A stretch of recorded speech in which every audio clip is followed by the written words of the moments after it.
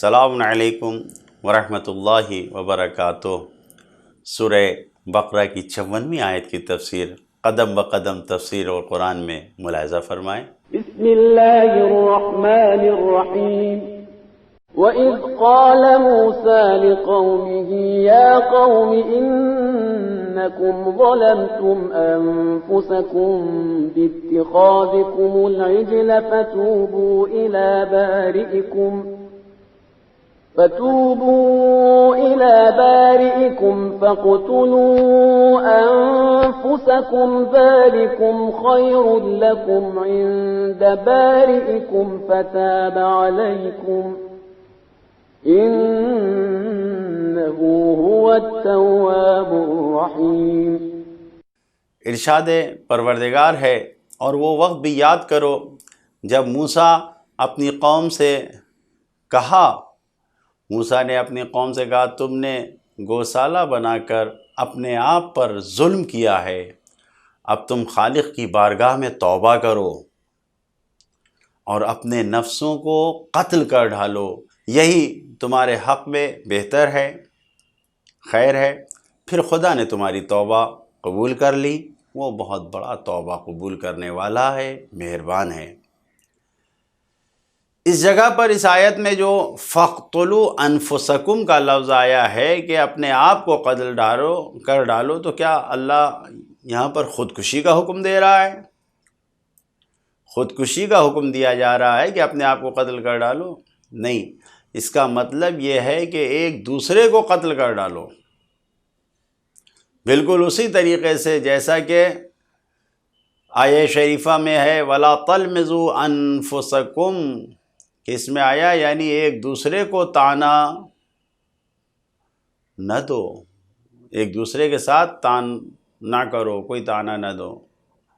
اسی طریقے سے یا دوسری آیت میں آیا ہے فَسَلِّمُوا أَنفُسَكُمْ، کہ ایک دوسرے کو سلام کرو، تو یہاں مراد ایک دوسرے کو قتل کی بات کہی جا رہی ہے، یہ خودکشی نہیں ہے کہ اپنے آپ کو قتل کرو۔ ایک سوال یہ کہ اتنے سخت توبہ کا قبول کرنا، یعنی بنی اسرائیل سے یہ کہا جانا کہ اتنا سخت توبہ کرو کہ اپنے آپ کو قتل کر ڈالو ایک دوسرے کو، یہ کیا ہے؟ یہ ان کی فضیحت ہے یا نہیں؟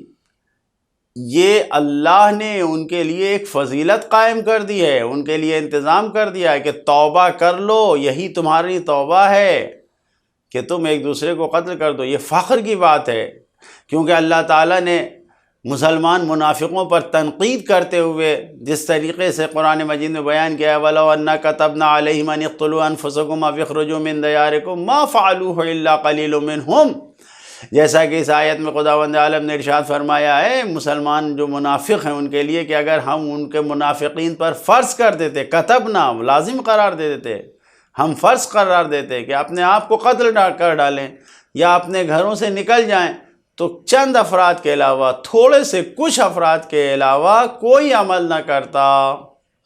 لہٰذا یہ سخت قسم کا توبہ جو کہا جا رہا ہے بنی اسرائیل سے، کیونکہ وہ اس پہ اوپر عمل کر رہے ہیں، یہ ان کے لیے ایک فضیلت ہے، نہ یہ کہ یہ ان کے لیے فضیحت ہے، ایسا نہیں ہے، یہ ننگ و عار نہیں ہے ان کے لیے، بلکہ یہ ایک فضیلت ہے۔ اس آیت میں جو پیغامات ہیں، پہلا پیغام یہی ہے کہ محبت کے ساتھ اللہ کے حدود کو قبول کرنے کے لیے لوگوں کو تیار کریں، اللہ کی محبتوں کو بتائیں، اللہ کی نعمتوں کو بتائیں، اللہ کی عنایتوں کو بتائیں، اس کے الطاف و کرم کو جب ہم ذکر کریں گے تو اب جو گناہ کر رہا ہے اس کے اوپر اگر کوئی سزا دی جائے گی تو سب محبت کے ساتھ قبول کریں گے۔ دوسرا پیغام یہ ہے کہ شرک اختیار کرنا یہ خود اپنے آپ پر ظلم کرنا ہے۔ جو انسان مشرک بن جاتا ہے وہ خود پر ظلم کرتا ہے۔ ظلمتم انفسکم باتخاذکم العجل، تم نے خود اپنے آپ پر ظلم کیا ہے، تم نے گوسالے کو جو ہے وہ بچڑے کو پرستش کے لیے لے لیا ہے۔ تیسرا پیغام یہ ہے کہ جتنا زیادہ دلیلیں آتی ہیں، جتنا زیادہ برہان، دلیل، معجزے انسان کے سامنے پیش کیے جاتے ہیں، اتنا ہی زیادہ انسان کے لیے سختیاں بڑھ جاتی ہیں، اتنا ہی زیادہ انسان کی ذمہ داریاں بڑھ جاتی ہیں۔ اب اس کے اوپر تکلیف بڑھ جاتی ہے، اس کو قبول کرنا پڑے گا۔ اتنی دلیلیں تمہارے سامنے آ گئیں، اتنے برہان، معجزے سب آ گئے، لہٰذا اب اس کی مخالفت اگر کرو گے اتنی دلیلوں اتنے معجزوں کو دیکھنے کے بعد، تو اے بنی اسرائیل تو اب اس کی سزا بھی بہت سخت آئے گی، خطرناک ثابت ہوگی یہ مخالفت۔ اتنے معجزے موسیٰ نے دکھائے اور پھر بھی تم نے گوسالہ پرستی کرنا شروع کر دیا، تو اب اس کی سزا صرف پھانسی ہے، اعدام ہے، ایک دوسرے کو قتل کرنا ہے، یہی تمہاری سزا ہے۔ ایسی سزا ہے، یہ ایسی توبہ ہے کہ جس میں خود کو ہی قتل کرنا ہے، تبھی نجات ملے گی انسان کو۔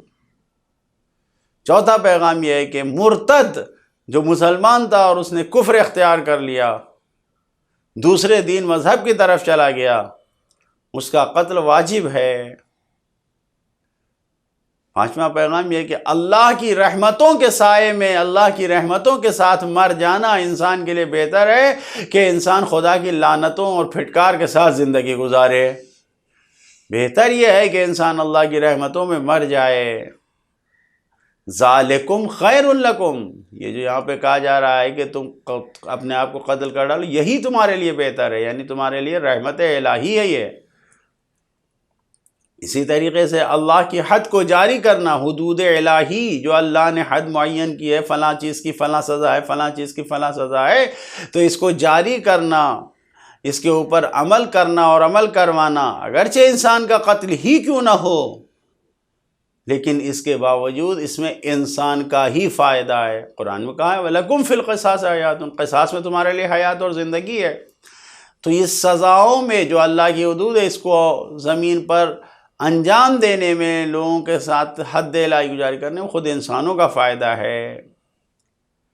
اور آپ دیکھیں تو یہ بھی پیغام اس آیت سے مل رہا ہے کہ اللہ کے تمام احکام کی بنیاد اور اساس خیر اور بھلائی پہنچانے پر ہے، صرف اور صرف خیر اور بھلائی پہنچانا ہے۔ ذالکم خیر لکم، سخت سے سخت جرمانہ وصول کرنے کے لیے لوگوں کے سامنے زیادہ سے زیادہ انعامات کو بیان کیا جائے، برکتوں کو بیان کیا جائے، تبھی لوگ اس جرمانے کو ادا کریں گے۔ ذالکم خیر لکم، یہ تمہارے لیے بہتر ہے، کیوں؟ هو التواب الرحیم، وہ بہت بڑا توبہ کا قبول کرنے والا ہے۔ یعنی اپنے گناہ کے توبہ کر لو، بہت بڑا توبہ قبول، یعنی ساری نعمتوں کو بیان کیا جائے، تبھی جرمانہ دینے کے لیے لوگ سامنے آئیں گے۔ ہماری زندگی کے لیے اس آیت سے کیا پیغام مل رہا ہے؟ اللہ کا شریک بنانا یہ بہت بڑا اپنے آپ پر ظلم ہے، یہ بہت بڑا ظلم ہے۔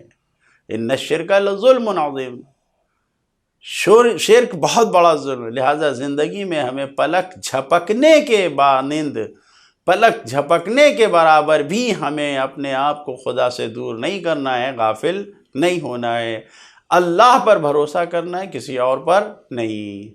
خدایا ہم سب کو اپنے خاص رحمتوں والے جن پر تو اپنی رحمتیں نازل کرے گا ان بندوں میں قرار دے۔ والسلام علیکم ورحمۃ اللہ وبرکاتہ۔